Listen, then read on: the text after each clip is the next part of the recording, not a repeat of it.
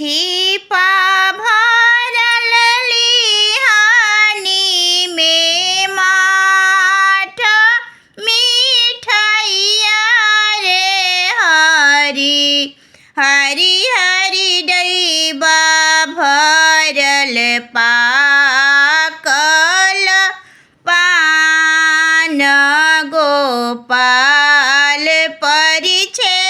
जाई ए हरी हरी हरी डिबा भरल पाकल पान गोपाल परिछे जाइब ए हरी। चलता चलता मोर पयरा पिरैले हरी हरी हरी देखत हृदय जुड़ास गोपाल